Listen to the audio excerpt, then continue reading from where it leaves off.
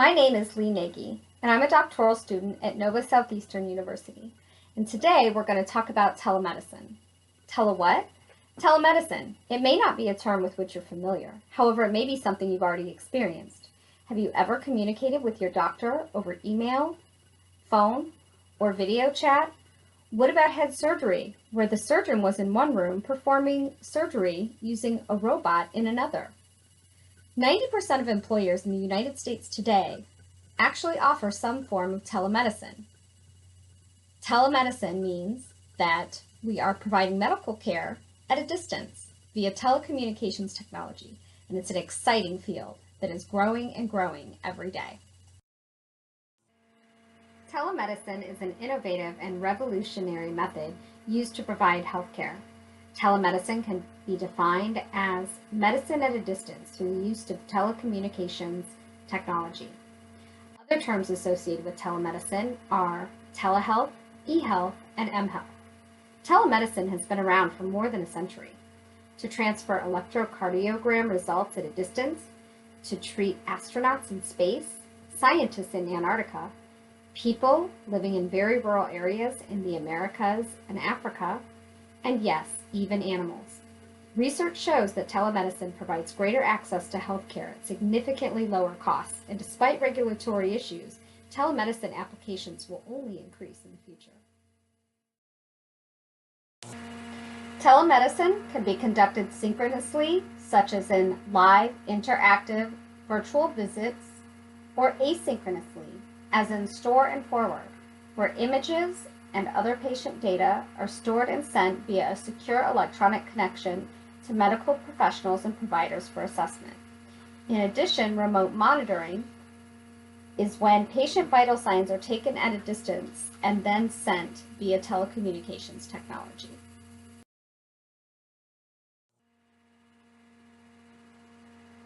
In 1905, Dutch physician William Einthoven performed an early form of telemedicine by transmitting electrocardiogram data from a distance.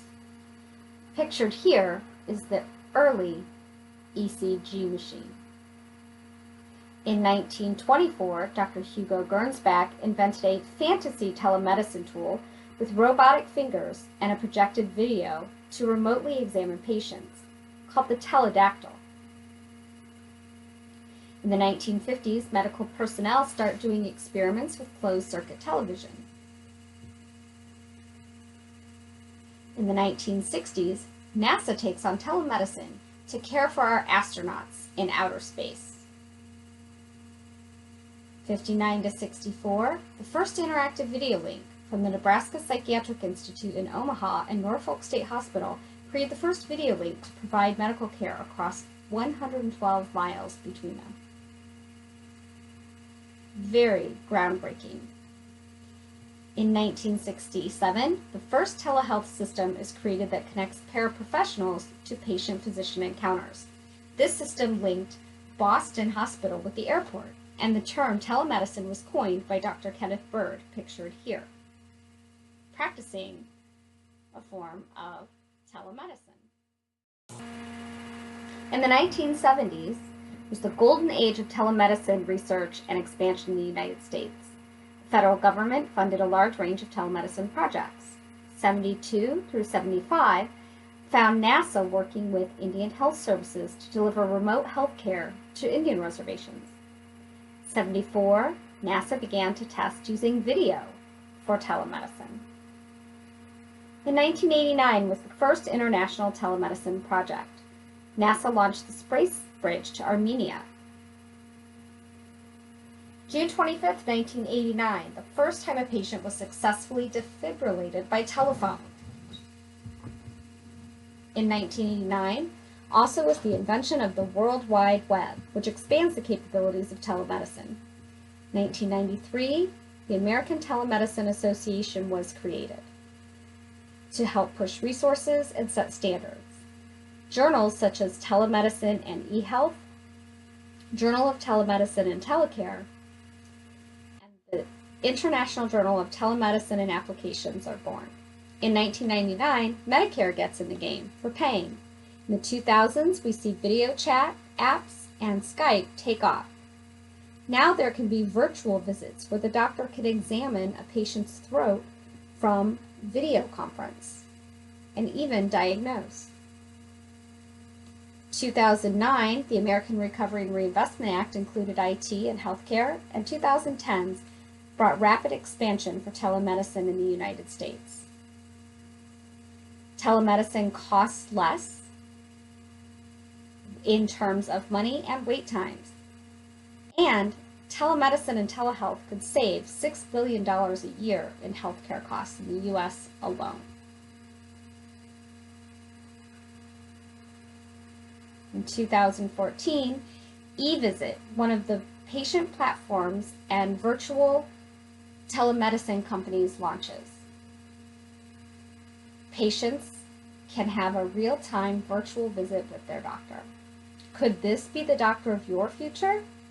In 2015, 75% Americans own a smartphone and are using their smartphone to research tools and health and apps. By 2020, 90% of all people will own a smartphone, making increase of telemedicine even more prevalent. 15 million people used telemedicine in 2015, and most states have laws governing it. 2016, 75% of employers offered virtual doctors, bringing us to 90% in the year 2017. Here is an example of what a telemedicine visit might look like. By the year 2020, telemedicine is projected to be a $34 billion industry, decreasing wait times and costs all across the USA, as well as around the world.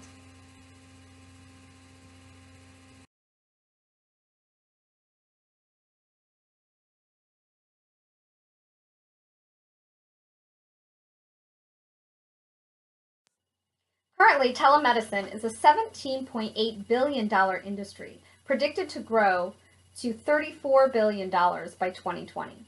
This 18.4% growth over the next few years will provide greater access to those in rural, underserved locations, more efficient use of medical professionals, and reduce costs overall. Telemedicine has some pretty big challenges, such as technical training, equipment, concerns about continuity of care, reduced in-person diagnostics and treatments, in addition to regulatory, legal, and ethical issues. Smartphones, tablets, patient platforms, health spots, virtual exams, and more are just some of the ways telemedicine will change the near future of healthcare.